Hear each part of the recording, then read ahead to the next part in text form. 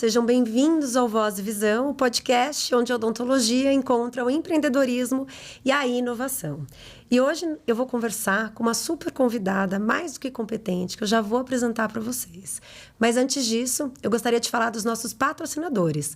O RID Institute, que é uma escola de pós-graduação em odontologia, que trata aí de toda a pesquisa e da parte clínica também com atendimento de pacientes na área de implantodontia e demais áreas. E a SG Solution, que é uma Smart Solutions, uma empresa de biomateriais, também desenvolvida com muita tecnologia e inovação para você, colega cirurgião dentista.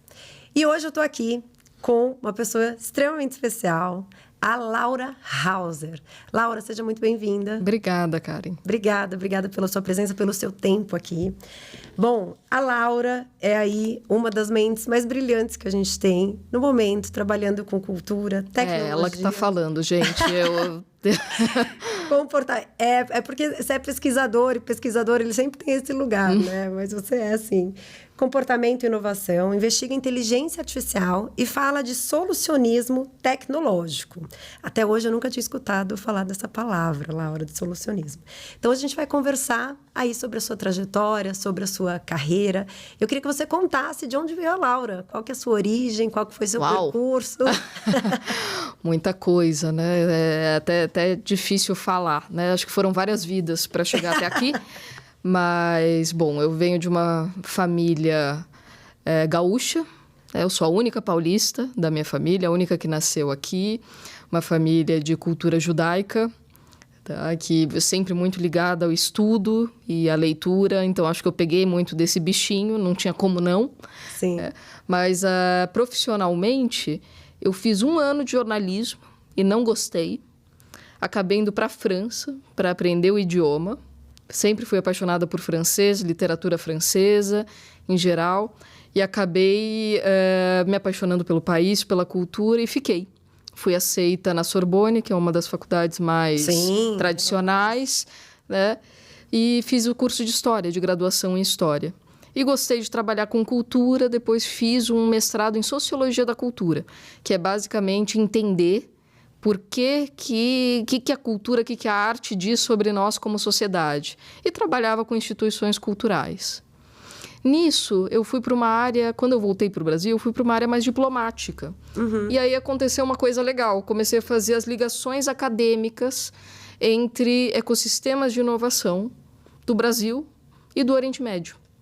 Israel. Né? Ah, legal. E me apaixonei pela área de inovação e tecnologia. E disse, quer saber? Adoro essa área, acho que é isso que eu vou querer fazer daqui para frente. Comecei a ler muito sobre tecnologia, comecei a ler muito sobre inovação.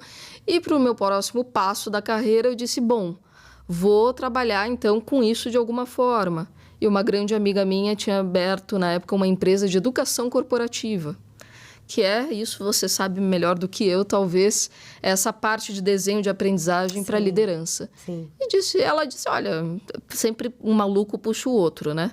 Sim, aí ela disse, você não quer vir trabalhar comigo nos projetos? Eu disse, mas gente, eu nunca entrei numa empresa. Ela falou, não tem problema não, chega aí, vai dar certo. E aí você foi com tudo. Eu disse, eu só trabalhei com startups, outras coisas, né? E fui e me dei muito bem. E isso faz 10 anos. Isso faz 10 anos. E aí virei uma consultora no campo da inovação, no campo do empreendedorismo. Empreendi, abri minha empresa, enfim. E hoje desenvolvo... hoje eu tenho 2 ações, digamos, Karen. Eu sou curadora do CAS, que é uma plataforma, eu não digo plataforma no sentido tecnológico, mas uma plataforma no sentido de conexões. Sim. De inovação, conteúdo... para alta liderança e desenho de aprendizagem, inovação, experiência para altíssima liderança. Então, a gente faz desde viagens, imersões internacionais, até programas hipercustomizados para grandes empresas. Sim. Eu tenho orgulho de ser curadora do CAS, que é uma empresa incrível, e sou uma pesquisadora em inteligência artificial em comportamento pela PUC. Então, essas são minhas 2 atuações. E neste momento você está no doutorado. Exatamente. A pesquisa é dentro do seu doutorado. Exatamente. Né? Que bacana. E aí, França, cultura, né? Tudo isso que você viveu. Como é que você chegou nesse ponto de inovação e comportamento? Eu sei que teve essa questão da empresa, né? Que você acabou de falar. Mas para você, o que te linkou aí dessa trajetória que você teve? Porque quando eu li o seu currículo, eu achei engraçado. Que quando eu vi história, eu achei esquisito, assim. Porque, assim, de primeira, não linka muito, né? Eu falei, nossa, ela é uma historiadora que estuda inteligência artificial. Uau, ela é super moderna. Porque, assim, eu não sei se é um preconceito meu, né? De achar que historiador é alguém mais clássico, mais preso, né? Talvez que não tenha mais tanto essa... depende também, acho que, da pessoa, né? Mas, para você, como é que você encaixou isso? É engraçado. Muito legal sua pergunta, Karen. Mas é engraçado porque, justamente, eu acho que minha formação em História e Sociologia que me dão toda a base para estudar o mundo hoje. Principalmente comportamento. Principalmente comportamento. Então, assim, eu consigo enxergar ecossistemas e movimentos sociais de uma maneira muito mais clara do que se eu não tivesse feito essa formação. E eu acho que a história e a sociologia dão uma base interpretativa que é enorme para a gente entender o que está acontecendo hoje. Tem até um cara, olha aí, cara, que informalidade, né? Mas o Nicolas Negroponte, que é um dos top heads do MIT Media Lab, que é uma das maiores instituições de inovação do mundo, e que ele fala, o mais importante agora é saber matérias humanas. Olha só. Porque são elas que vão escrever as leis, são elas que vão premeditar o que vai ser feito, os problemas, as questões éticas que vão surgir a partir das grandes tecnologias gerais e transversais. Sim. A IA entre elas. Sim. Então, assim, eu diria que eu sei que é estranho, mas é um estranho necessário.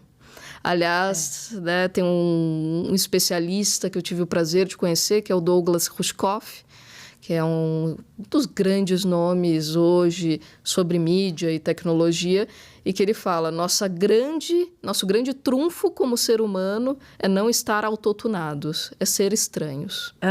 Olha Porque só. se é pelo autotune, aí a faz. Sim. É o que a gente estava conversando aqui antes do podcast começar. Né? Sim, às vezes é legal ouvir podcast com erro, com coisa, porque é a humanidade ali, é o diferencial da coisa aqui. Sim. Então, assim, a estranheza talvez seja nosso maior diferencial no momento. É verdade. Até porque, eu não sei, eu vou pular uma pergunta, tá? Fica à vontade. Porque o papo vai chegando. O Leandro fala, você não segue roteiro. E normalmente ele que fica mais preso, mas ele não tá aqui. Fala pro Leandro que ele tá negando o diferencial dele. Ele fala, por que você me dá o roteiro, então? Pensando nessa questão de comportamento, que eu achei assim sensacional de você trabalhar isso dentro das empresas, porque isso é um problema, né? É uma solução que a gente consegue, e na verdade acho que não existe uma receita pronta, né? E aí que o seu trabalho deve fazer toda a diferença, porque cada lugar tem ali o seu. Mas você enxerga muito padrão comportamental em determinado tipo de empresa. Você trabalha muito no corporativo, né? E em bancos, né? Eu entrei lá na plataforma da sua empresa. Qual que é o nome mesmo?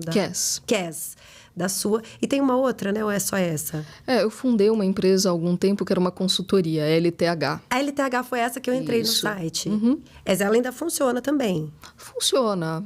Funciona um pouco menos agora. Ah, tá. Tá mais na Kes. Tô mais no Kes, com certeza. Então, e aí eu vi muitos bancos, muitas empresas enormes, assim, de know-how enorme. Eu falei, poxa vida, né? Imagina a responsabilidade que é trabalhar nessa empresa justamente numa área que é muito sensível para a empresa, né? Que é essa área comportamental.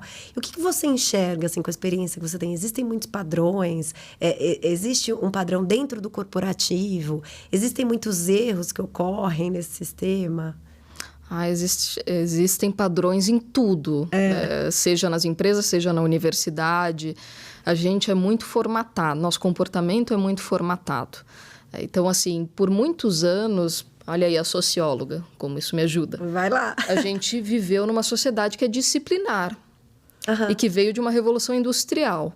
Então, a gente senta nas cadeirinhas de aula, tudo olhando para frente, ali por 8 horas, e ninguém questiona aquilo, se é o melhor modelo ou não é. Meu filho é revoltado, ele é uma... Ótimo. Ele vai ter espaço na próxima era. Porque, justamente, né? Será que é o melhor modelo agora para isso? Né? Qual que era a função e qual que é a função de ter esse modelo? Ter uma gestão fabril. Sim.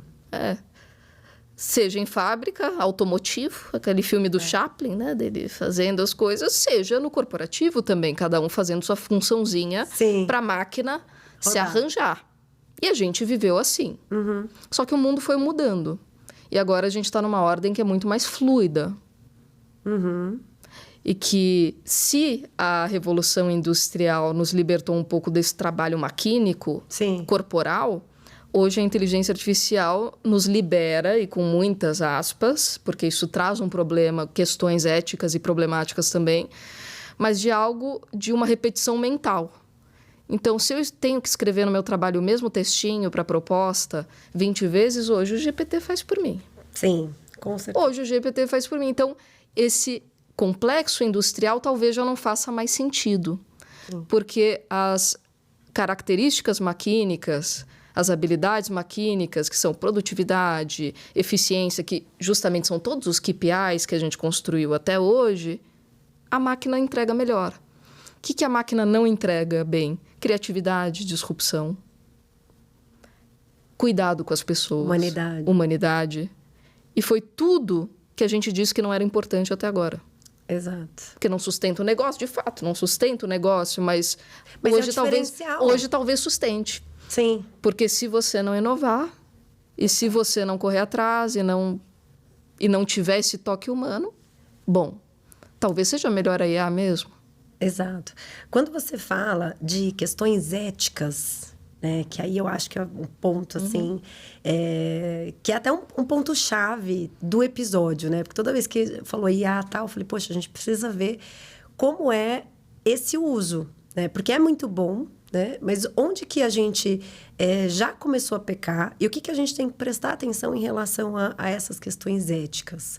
Tanto em qualquer área, né? Odontologia, medicina, no trabalho de forma geral. Em geral, a gente já tem muitos dilemas éticos. Porque, veja, eu não sei se o público geral sabe. Quer dizer, normalmente o público geral não sabe como a inteligência artificial funciona, ou mesmo como as redes sociais funcionam, que utilizam um mecanismo de inteligência artificial. Não é transparente. Então, assim, não sei você, Karen, mas uma pergunta para você. Você já leu aquele de acordo, os termos e condições do Instagram, de tudo, Nunca. de todo negócio que a gente faz? Nunca. Eu faço doutorado, eu também não li. Nem pretendo ler. Porque são 60 páginas de letras miúdas que vão mudar daqui a pouco. Então, ou seja, zero transparência de como aquilo funciona, de como os dados são utilizados. E uma explicação breve, então, de como a coisa funciona. Como é que é esse modelo de negócio da inteligência artificial. Como que as redes sociais lucram? Vendendo quem tá lá, né? Não. Se você não vende, a sua atenção é o produto. Pois é. Até onde eu sei, né? Pois é. Mais de 90% do lucro vem de anúncios. E por que esses anúncios são tão poderosos? Porque eles são hiper personalizados. Então, eles sabem exatamente o que a Karen gosta e o que a Laura gosta. Sim. É diferente de um anúncio de mídia, grande massa na televisão, que vai pegar pessoas diferentes. Né? Mais segmentadas, mas diferentes. Então, como é que a coisa funciona? Existe uma coleta de dados, e para essa coleta de dados eu preciso ter as pessoas lá utilizando constantemente. O dado é a nossa experiência online. Então, entrei, vi um livro, comprei na Amazon. Tudo registrado. Entrei ali, tudo registrado. É nossa vida online. Quanto mais dados eu tenho, mais assertivo é meu perfil. Então, eu sei que a Laura está nesse perfil de pessoas que usa óculos, que gosta disso, que tem esse viés político ou não. Então, portanto, esses perfis vão ficando muito mais assertivos. E aí, esse anúncio vai custar muito mais caro. Esse modelo preditivo, Que o que quer dizer o modelo preditivo? É justamente essa predição de esse público pode gostar disso ou daquilo. Vai ficar muito mais caro, muito mais assertivo. Por isso que existe a competição pela nossa atenção. A plataforma que tiver mais da nossa atenção, mais da nossa experiência online, mais de dados, vai ter os melhores modelos assertivos. Isso traz um monte de questões éticas. Por exemplo, transparência. Como é que esse negócio funciona, que ninguém me explicou. Para que podem usar meu dado ou não? Será que podem vender minha experiência online como bem entenderam? Mas aí as plataformas, as big techs, que são essas grandes companhias de dados, falam o seguinte, é só não usar.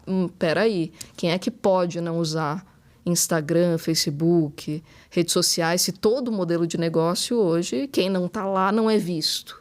Então, isso é um argumento meio coercivo. Sim. Né? Quais são os critérios dessa inteligência artificial que ela está usando? Porque se fosse só para me passar os anúncios de Tupperware, tava bom, né?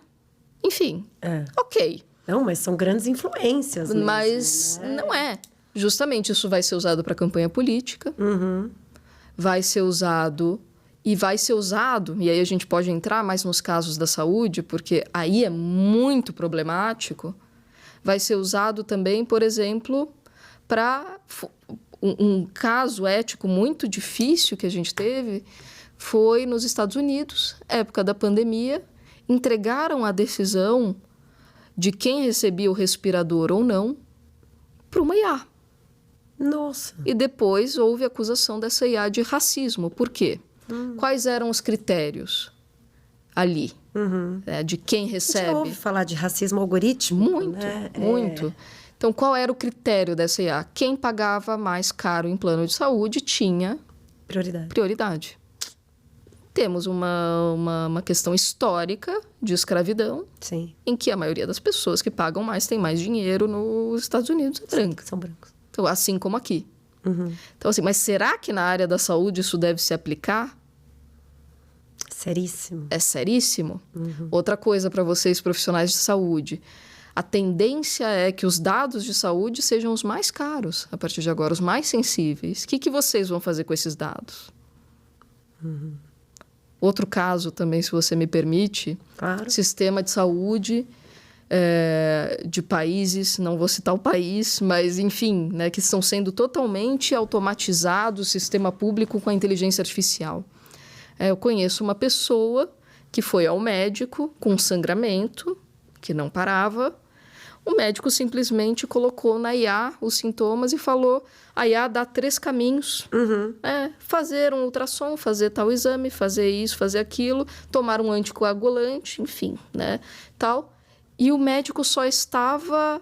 A aprovação do hospital só permitia ao médico seguir os caminhos da IA. Não acredito. Nossa! Porque usar, realmente, os médicos usam. Não, teve médico aqui. E pode usar. É um a mais, né? Não é... É algo que, às vezes, na verdade, né? É engraçado que ele vai te dar algo que você às vezes não pensou e, a partir daquilo, você vai criar outro, você vai lembrar. Mas decisão... Eu sou contra a tecnofobia. Eu acho que é uma ferramenta incrível. Exato. Eu passo meus dias falando com a IA. Somos grandes amigas. Meu problema não é com a IA. Não, eu entendo. É com o modelo de negócios e é com a delegação da decisão para a IA. Sim, sim. E assim, essa delegação... Invalida completamente o conhecimento do profissional. E não só isso, Karen. Qual que é o critério para escolher aqueles caminhos? É menos gasto para o hospital? Porque dar o anticoagulante talvez seja mais barato que fazer o ultrassom. E aí, daqui 2 dias a gente vê. Se parou de sangrar, não volta. Sim, assustador. Assustador. E ainda vão colocar o nome do médico ali na decisão? Porque se der errado, quem tem a responsabilidade? Sim. E tem uma outra questão que eu queria te perguntar, justamente aí. Você conhece, obviamente, o Yuval Harari, do livro, né? Outro historiador. Outro historiador. Exato. Fantástico, né? E ele fala muito dessa questão do que você levantou dos dados também e tal. E da manipulação, né? Por quê? Através dessas IAs também, será que o nosso senso crítico, até onde, por exemplo, o médico, né? Vamos pensar nesse médico que recebeu essa informação. O quanto de profundidade tem a formação desse médico para ele questionar o que veio ali, né? Até porque a gente, se for abrir, entra em questões de cansaço, de disposição, de plantão, de capacidade cognitiva naquele momento, para tomar a decisão ou não. E às vezes, para ele, seja mais confortável simplesmente delegar. E ele, tão enviesado que tá, não consegue, talvez, desenvolver um senso crítico naquele momento para falar, opa, tá falando asneiro aqui, né? Ele deixa passar. E aí a gente pode ter até um aumento nos erros médicos, odontológicos, né? Em termos jurídicos mesmo, né? Com certeza. E aí eu vejo algumas questões, né, Karen? Porque a questão não é essa. A culpa nunca é da ferramenta em si. Ela tem uma lógica de espelho e potencialização. Então, por exemplo, espelho. As pessoas estão totalmente burnoutadas. E não é de hoje. Isso pode potencializar os efeitos de uma mente que está totalmente estafada, cansada, e que não consegue mais nem se questionar sobre isso. Mas o problema é a IA? Não. É que a gente está num modelo maluco. Sim. Que, assim, não é... A gente não pode naturalizar que é todo mundo que a gente esteja em plena epidemia de burnout e solidão. Não é normal isso. Não pode ser natural. Nem que isso seja um status de sucesso. É pior ainda. Assim, não tenho tempo para nada, quão bem-sucedida eu sou. Parabéns, né? Parabéns. Então, assim, então isso influencia, mas também tem algo, e que está na nossa educação, e essa educação que a gente falou no início, que é fabril, maquínica, em que o interessante não é saber pensar e questionar, mas é aguentar 8 horas quieto, sentado. E agora, tem um cara muito interessante, que é o John Maeda, que, se eu não me engano, é VP de Design de AI da Microsoft. Ele fala, a única habilidade que a gente vai precisar para o futuro é o senso crítico. Só que não se consegue senso crítico do nada. O senso crítico é uma das coisas mais difíceis da gente desenvolver. Porque, para ter senso crítico, eu tenho que ter sido estimulada quanto à minha curiosidade, quanto à minha forma de pensar. Alguém tem que prestar atenção no que eu penso. E o ambiente tem que ser favorável. O ambiente tem que ser favorável. Se a gente não tem um ambiente favorável nem na escola, às vezes nem na família, que imagina a empresa. Imagina a empresa. Só que o jeito bom de usar a inteligência artificial e que ela seja de fato benéfica é justamente eu questioná-la. Ela ser minha parceira de pensamento. Sim, mas eu que mando. Eu que mando, a responsabilidade é minha, eu questiono. Sim. Eu falo para os meus alunos, eu disse, pode usar. Pode usar IA para escrever, pode... Achei uma professora que fala a mesma coisa que eu. Amigo, usa, só que você vai se responsabilizar por aquele conteúdo. Exato. Então, se eu te perguntar por que você usou esse autor e não outro, é bom que você saiba me responder. Olha só, sensacional. Como diz o Leandro, esse é o corte que eu vou fixar, né? Outro dia eu estava na sala de aula e todos os trabalhos, eu dou aula na graduação de odontologia, né? E os alunos, assim, eles estão entre preguiça e cansaço, né? E com a IA, e eu ensino a usar as melhores IAs, e principalmente as que ajudam a estudar. Falo, essa aqui vai te ajudar a estudar. Ela vai te, né? Usa para estudar, não é para você copiar. E tal. E aí eles, às vezes eu dou questões e tal. E aí nesse dia eu falei, vocês vão escrever tal texto, tal. E aí no final eu falei, guarda o celular. Nossa! Rebelião! Como assim? Eu falei, é você já estudou, tá no final do semestre. Ué, o que você tinha que ver, você já viu.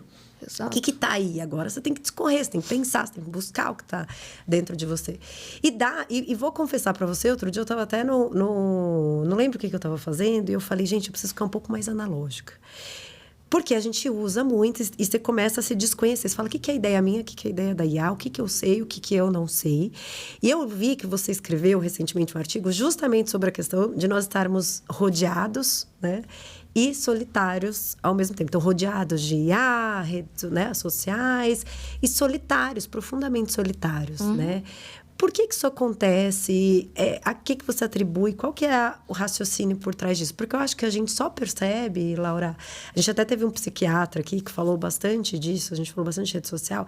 Demora pra gente se tocar, que na verdade, se você tem amigo na rede social, você não tem tanto amigo assim, às vezes, né? Se você não encontra eles, se você não chora junto, se você não dá risada, se você não...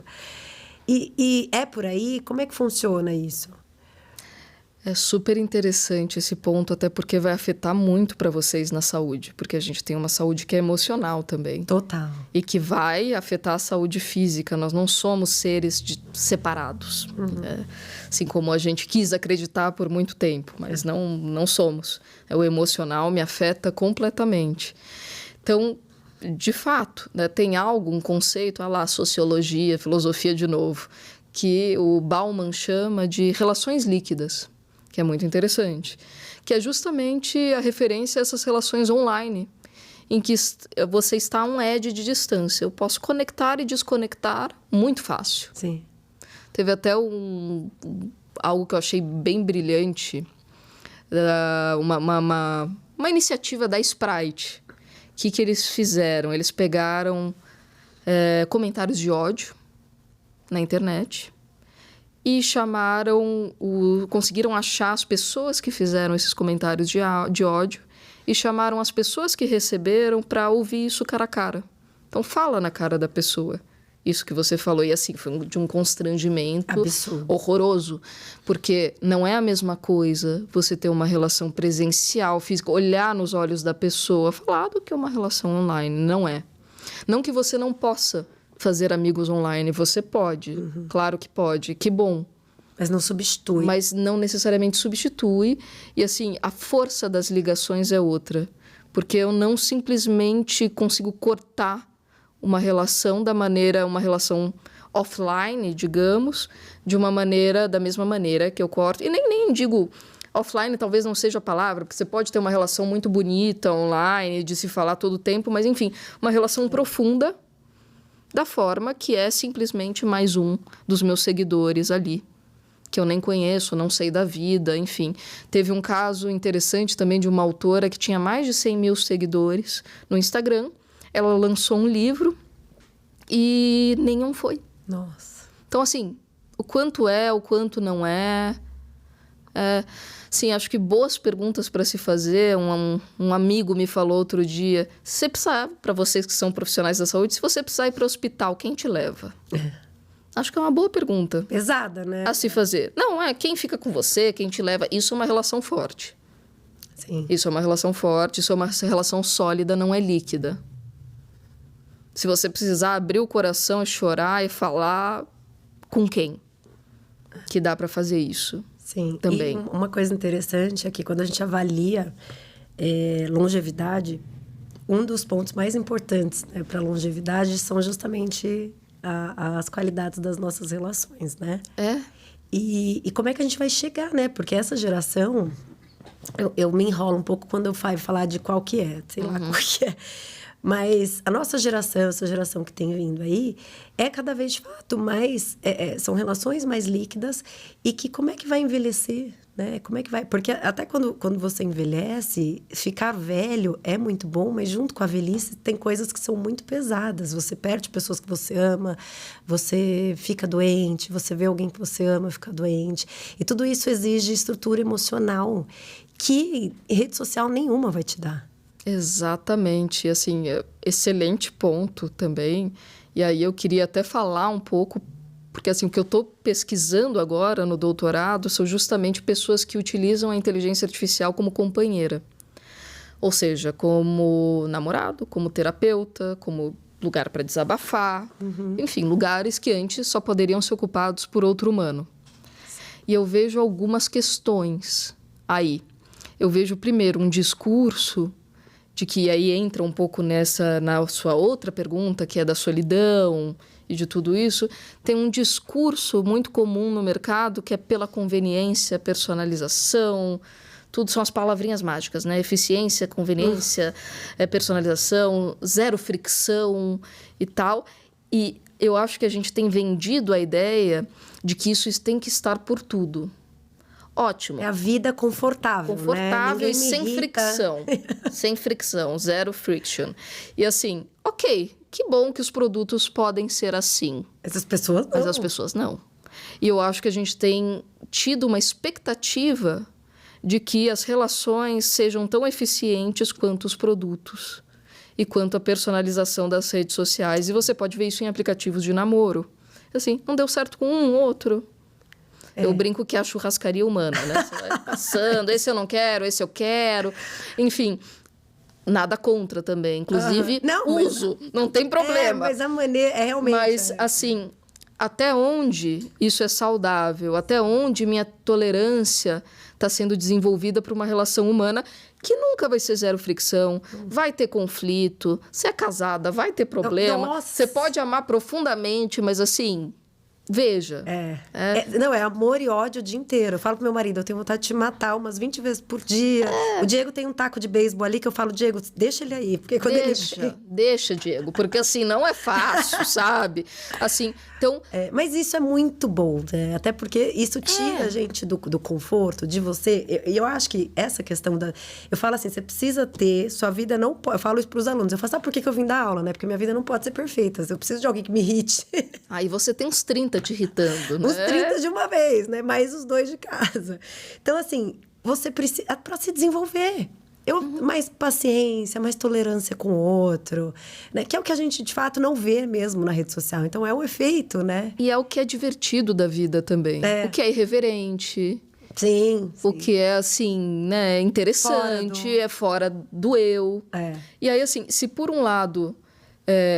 eu estou numa epidemia de solidão, então eu sinto falta do que a gente chama de alteridade, que é justamente o outro na minha vida. Eu não suporto mais o outro, porque eu quero a conveniência. E aí a gente tem gente se relacionando com a IA, que tem a hiperpersonalização. Sim. Ou seja, né, que só vai me confrontar se eu pedir. Até tem jeito de fazer ela confrontar, mas eu tenho que pedir. Então, eu domino, eu controlo. Eu domino, eu controlo. E essa necessidade, assim, historicamente, né, falando, não representa, na verdade, um pavor nosso. Porque se a gente for avaliar... Eu tô saindo do empreendedorismo, você viu, né? Por mim... O Leandro não tá aqui para cumprir a listinha. Por mim... Mas eu já vou voltar. A gente tem... A vida, né? O Pondé fala muito isso. Que a vida, se você for analisar... ela é desesperadora, porque você não tem controle de nada. Né? Você estava vindo para cá, olha, tá chovendo, vai alagar, não vai. Em 5 minutos a gente já pensou tantas coisas, né? E não tem como você ter controle de tudo, né? E eu uso muito o estoicismo para conseguir me centrar e falar, bom, foca no que você pode controlar e o resultado, às vezes, ele vai variar para lá ou para cá. Porque, né? E talvez isso não seja esse desespero e imaturidade da geração. Porque, assim, isso veio em momento... pode ser que eu confunda aqui a questão histórica, né? Mas percepção. Mulher, mercado de trabalho, entrou, trabalhou muito. Filho sendo criado, às vezes, por outras pessoas. Terceirizou, desfez um pouco aquele joguinho da família que a gente tinha. Aí, separação de casal, né? Criança, às vezes, que cresce numa família com outro formato. Aí, eu chego inseguro numa fase que, eu recebo inteligência artificial que, agora eu tô tranquilo. É controlável. É controlável. Só que isso é mito também. É uma mentira. É uma mentira. Porque, veja, não é você que está controlando. Você não sabe dos critérios daquilo, não tem a melhor transparência, enfim, você não é muito necessariamente. mais controlado do que controla. Pode ser, sem querer ser também conspiracionista, não é isso, mas assim, a ideia de que é neutro, de que é totalmente assertivo, de que eu que estou no controle, é falsa. Porque sempre é, a gente nunca tá. Sim. Meu plano é sair daqui e voltar para casa. Se tiver enchente... Vou ficar aqui com você, cara. E você dá um jeito. A gente fica tomando café. E a gente fica tomando café. Veja, tem coisas que não estão no meu controle. Aliás, muito pouco da minha vida está no meu controle. Sim, sim. E quando você chega nesse cenário, dentro das empresas, como que é o seu trabalho? Porque, assim, o empreendedor, você trabalha com empresas imensas, né? E aí é o cenário atual. E eu imagino que seja um desafio absurdo para você trabalhar com inovação e com este comportamento, né? E você acompanhou, né? Então você enxerga muito melhor do que quem está lá, que vê a coisa acontecer, o circo pegar fogo, mas não sabe por que as pessoas se comportam daquele jeito. A gente está tendo um apagão de mão de obra absurdo por conta disso, porque, né, as pessoas estão tirando renda de outros lugares, não querem mais se expor, porque não querem esse contato. Tá, de fato, é difícil você trabalhar, né? E aí, como é que é o jogo de você organizar essas peças dentro de uma empresa? Olha, é difícil, mas é divertido, porque sempre está quebrando paradigmas. Eu, como socióloga, enfim, eu acho maravilhoso entrar dentro de empresa, porque é um grande ecossistema, é um grande laboratório humano. Verdade. Aquilo. Tá ali. E a gente vê questões sociais num microcosmo. Então, por exemplo, essa questão do controle é maravilhosa, porque, assim, chamam a gente para inovar, certo? Queremos um projeto disruptivo, inovador, ótimo, mas não pode ter erro. Eu disse, bom, vai ficar difícil, porque... né? Enfim, como que você não vai abrir espaço? Você quer criatividade, mas não quer o risco do erro? Tudo bem, depende do erro. Não estou falando de erro por negligência. Sim. Mas, assim, tem que ter um espaço para as coisas não funcionarem, para você fazer um MVP, que é um mínimo produto, e para a coisinha não... Às vezes não anda como a gente quis. Aliás, normalmente ela não anda. Aí você aprende com ela e aí ela anda um pouco mais. E aí ela se torna algo que você nunca pensou, mas que é incrível. Exato. Muitas vezes. Mas, às vezes longe do que... Longe daquilo, mas, putz, a questão do que a gente chama de wicked problem. Daquele problema que eu não consigo mapear. Sim. Mas que ele existe e está lá. Também tem outras questões, por exemplo, o comportamento está muito ligado ao que estão chamando de soft skills, que basicamente habilidades humanas, certo? E aí caiu uma grande ficha, acho que nos últimos 5 anos, de que as habilidades humanas são tão importantes quanto as habilidades técnicas, sobretudo num processo em que a IA está tomando vários dos lugares e que agora essas habilidades humanas são essenciais. Só que eu acho que a gente tem caído numa outra grande pegadinha, que é assim, a gente está nessa lógica fabril de treinar e de aprender dessa maneira encaixotada. Então, o que nós fazemos com as habilidades humanas? Tem uma tabela que sai todo ano, que lista as habilidades humanas mais importantes, e aí...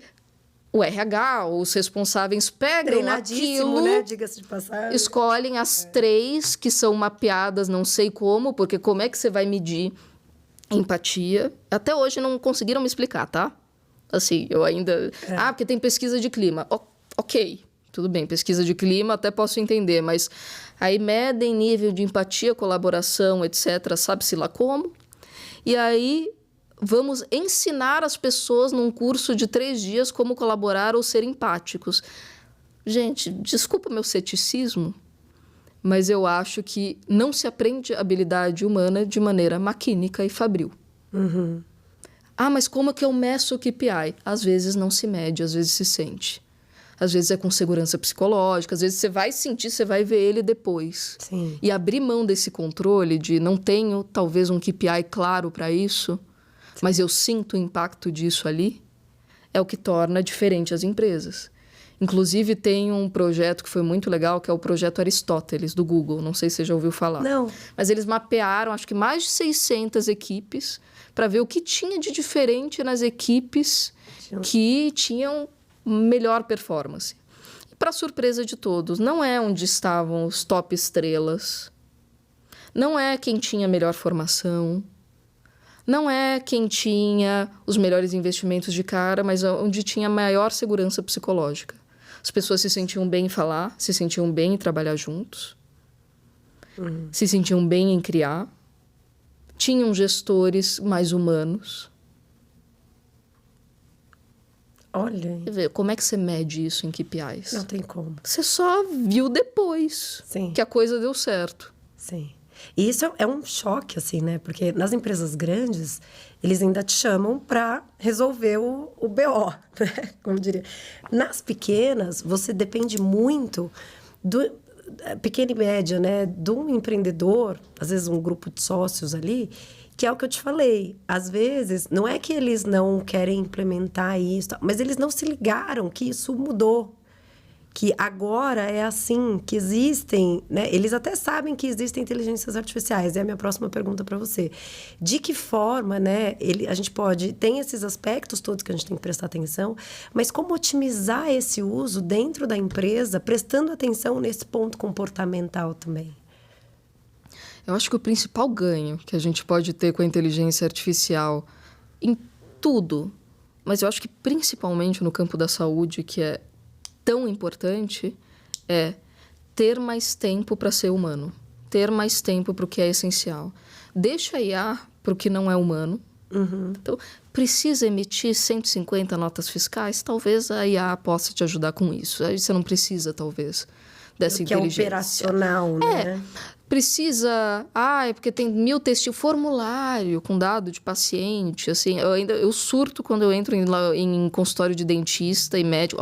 Se eu entrar num de vocês e for um formulário à mão, eu disse, gente, não. Sabe? Não precisa, é uma perda de tempo isso. Mas para que serve esse tempo a mais?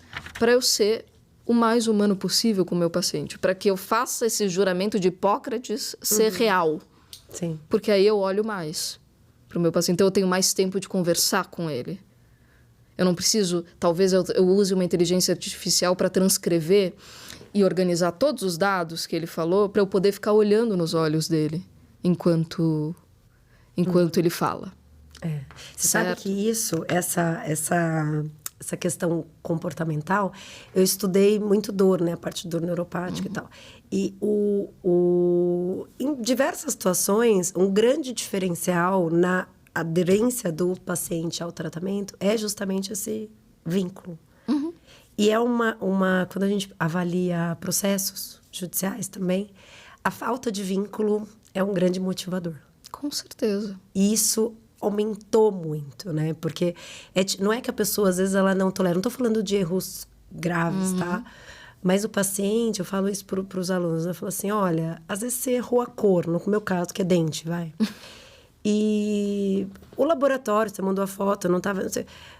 E o paciente, ele vai perceber, mas dependendo do quanto você tem de vínculo com ele, de como você assume isso, porque você tem que prezar pela transparência, pela ética no seu consultório, não é que ele te perdoa, ele te dá, fala, não, vamos corrigir, lógico que você tem que se propor, né? Mas quando você tem um vínculo, quando você tem esse link, né? E o que eu vejo muito, assim, trazendo para a área de saúde, é justamente isso, assim, para você conseguir hoje, e até, eu vou abrir até um parênteses, nem todos, tá? Ter uma consulta que você consiga ter um médico olhando no seu olho, você tem que desembolsar em torno de R$1.000. Exato. E aí você tem o médico olhando no seu olho.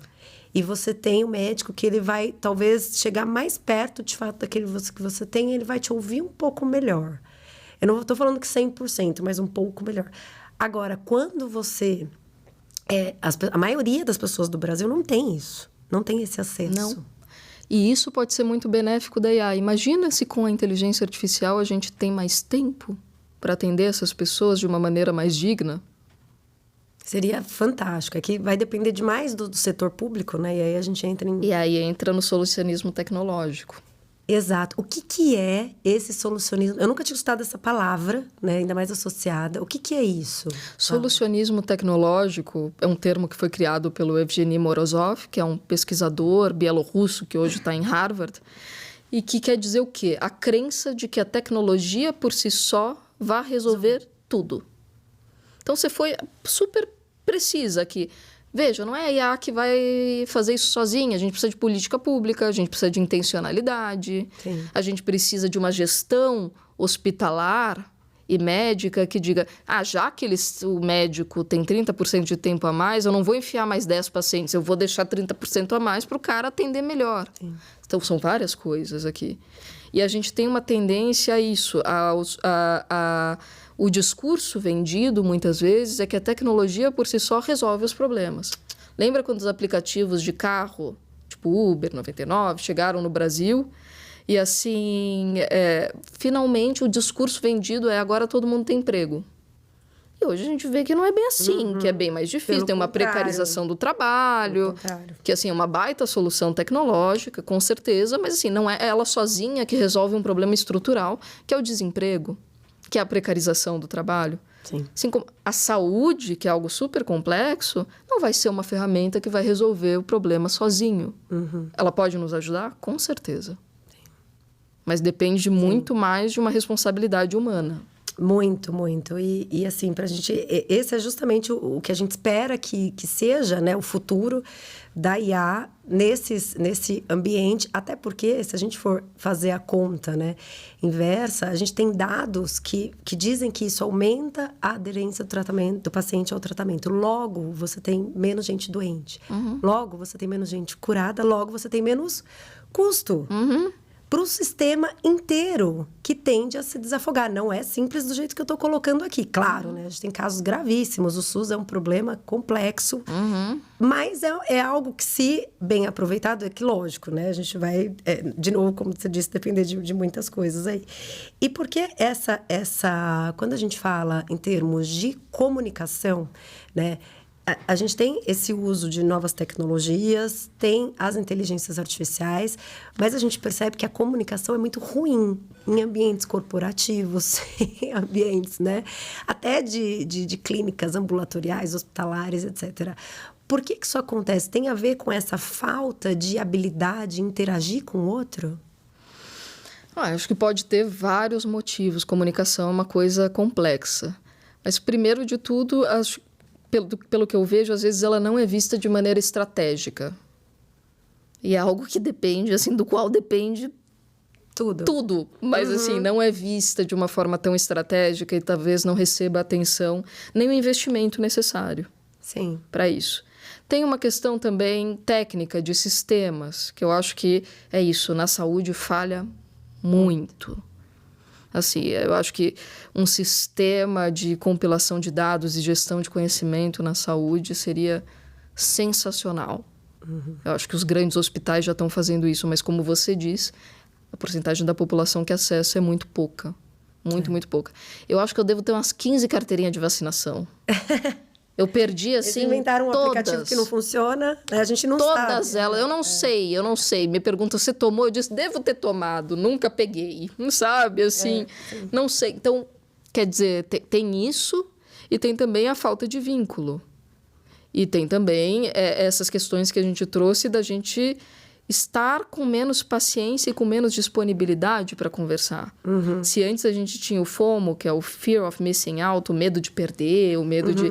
eu vi as fotos, eu queria estar. Agora a gente tem o JOMO, que é o Joy of Missing Out. Me deixa. Me deixa aqui. E a geração Z, que é a mais... Não, a mais nova, acredito que seja alfa. Mas, enfim, uma das mais jovens tem sido sintomática disso. É uma geração que não quer sair, que não quer se relacionar. Casulo, né? Eles ficam no casulo. Que tem uma vida sexual baixíssima. Então, assim, isso é muito sintomático da estafa que a gente tá. Então, ou seja, a venda é vamos facilitar a vida e tudo vai ser sem fricção. E a realidade é burnout, muito menor tolerância e menor empatia, e isso é medido. Então, assim, tem algo que não está ornando aqui. Tem algo que não está 100%. É esquisito, né? É um esquisito, assim. É o esquisito ruim, não é o esquisito bom que a gente falou no início. Verdade, é esquisito ruim. Quando a gente pensa em inovação, assim, pensando em cultura de inovação, como é que o empreendedor, né, que ele pode, se a empresa dele não tem, as maiores normalmente têm, mas assim, ele pode começar a criar essa cultura, né, dar liberdade para a criatividade, tentar abrir mais espaços, né, abrir a mente, porque inovar, né, o que seria inovação? É você criar algo que nunca existiu, é você melhorar algo que não tá bom, é você criar um outro ambiente, você melhorar o seu produto, né, só que essa cultura mesmo, porque aí ele vai conseguir com que todo mundo na empresa dele, né, entre aspas, óbvio, né, dentro dessa cultura, trabalhe em prol disso, com essa liberdade que você comentou, com espaço para o erro, né, aquele erro, né, os novos erros, né, não erros que já foram, enfim.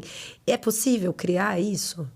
Com certeza. E eu acho que é mais fácil do que a gente pensa. É mesmo? Eu acho. Sim, inclusive, né, só uma digressão. Quando a gente fala em inovação, acho que às vezes a gente fala de uma maneira muito superficial, muito frívola, né? Então, assim, tudo é inovação porque virou hype. Mas uma definição que eu gosto muito de inovação é do Humberto Maturana, que é um filósofo e biólogo.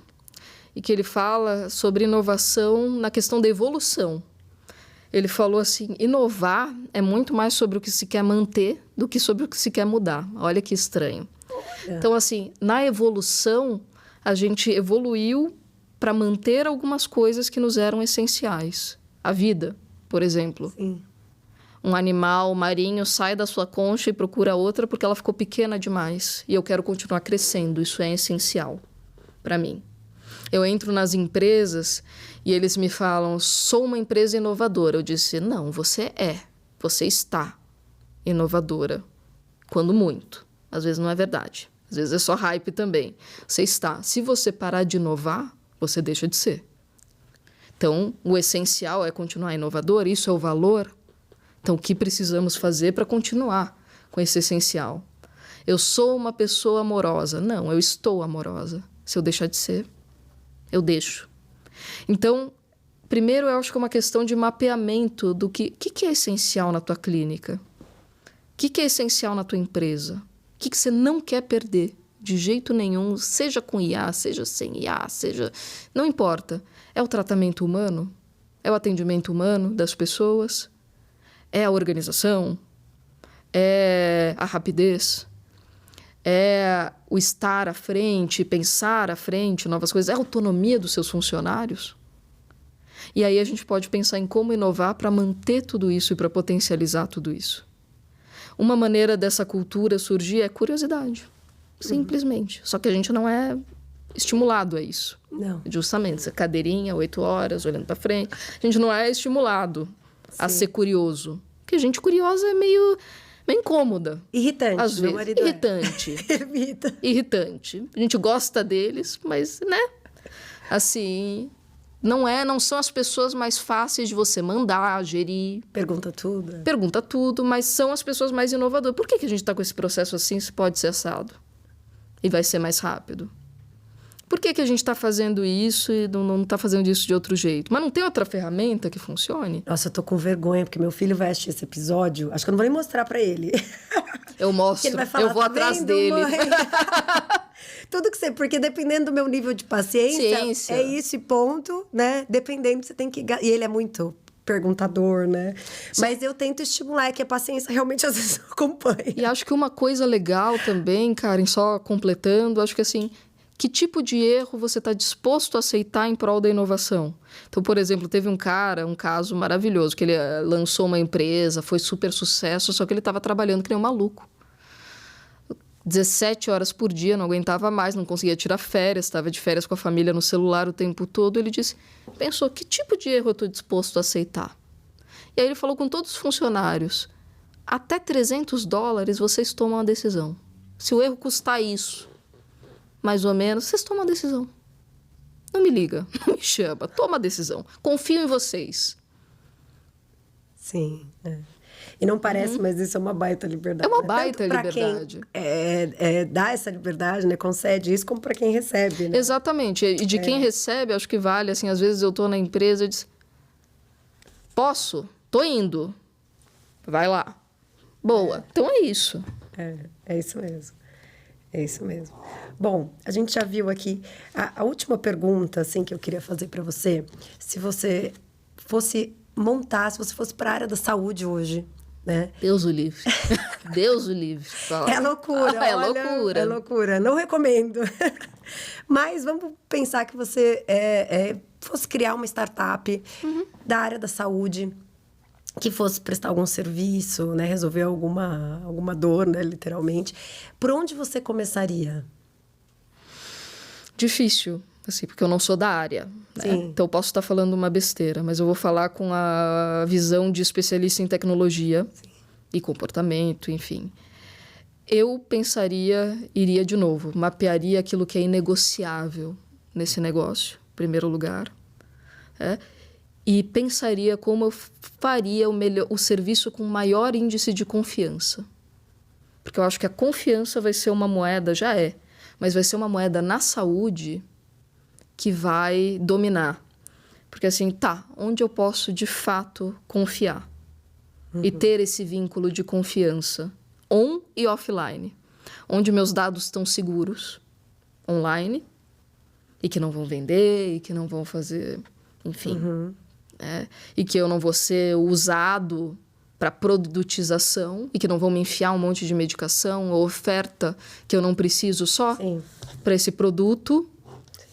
E que eu tenha o melhor tratamento humano que me faz sentir à vontade, escutado e olhado nos olhos. Eu investiria na confiança. Sim, muito bom, sensacional. Laura, ficaria aqui mais tempo, hein? Nosso tempo é curtinho, né? Tentei cumprir ali, hoje não tá um dia fácil, né? Em São Paulo. Você é inteligentíssima. Mais ou menos. Mais ou menos. Fazer o episódio com você, de verdade, de verdade. Que bom, foi um prazer. Ficaria muito mais tempo. Muito obrigada, viu? E se eu puder dar uma dica... Por favor, era a última pergunta. Uma que eu comecei a agradecer antes. Deu uma dica. Dica de que você quer, Karen? Uma dica pro profissional. Pode ser um profissional que não seja da saúde, de outra área. Pode ser uma dica para o empreendedor, para ele prestar mais atenção nessa questão. Acho que principalmente na questão comportamental. Que é, assim, como empresária também do ramo eu trabalho, mas eu acho que hoje a nossa maior dor é justamente gente. A de vocês e do mundo. Né? Só que gente que vai ser a nossa solução. Exato. Então, um dos maiores especialistas em inteligência artificial do mundo é o Stuart Russell. Ele tem um livro que se chama Inteligência Artificial a Nosso Favor. E ele diz algo que eu vou deixar aqui para vocês e que eu acho que é o grande segredo, que o jeito de atravessar a era da inteligência artificial é seja muito bom em ser humano. Ai, que lindo. Principalmente se você é líder, tá? Porque assim, a gente já tem CEOs, por exemplo, de IA, na China, na Polônia. Porque se um líder é alguém que olha o ambiente e tem uma decisão baseada em dados, a IA vai ser melhor. Agora, se o líder é um humano que consegue construir um ambiente de segurança, de confiança e de... Cara, não sei, porque como diz nosso Harari, é a primeira vez na história da humanidade que eu não sei como vai ser em 20 anos, mas a gente vai criar junto. Sim. E a gente vai estar aqui junto. Aí o humano com certeza vai ser melhor que a IA. Sim, que lindo. E o humano conecta com o humano, né? Onde as pessoas te encontram, né? Deixa seus contatos. Tem o meu Instagram, que é Laura T. Hauser. Como a Karen sabe, o meu sobrenome do nome é muito difícil, então fica Laura T. Hauser. Eu nem me atrevi a falar. Mas tem o Fala LinkedIn. Pro pessoal que é curioso, né? Quando eu digitei seu nome no Google, que ele apareceu no meio, me deu assim uns 5 minutos de bloqueio. Eu falei, será que é essa mesmo? Mas tem o LinkedIn também, se você for corajoso e quiser me achar, é Laura Trachtenberg Hauser. Nós vamos deixar escrito certinho, vou conferir junto com o Diego. Só tem consoante. Só tem consoante, é muito difícil. Então, a gente acha nesses dois lugares, né? Então, tá bom. E a empresa é KES. KES. K-E-S. K-E-S. Legal, vou pegar o logo também com você depois, que a gente deixa tudo na descrição. Obrigada mais uma vez, viu? Imagina, um prazer estar aqui com você. Seja muito bem-vinda aqui. Obrigada. Esse foi o Voz e Visão para vocês. Siga nossa página no YouTube, siga nosso podcast no Spotify e compartilhe com seus colegas, com seus amigos, que eu tenho certeza que eles vão adorar acompanhar a gente aqui nesse e nos próximos episódios. Até a próxima. Beijo.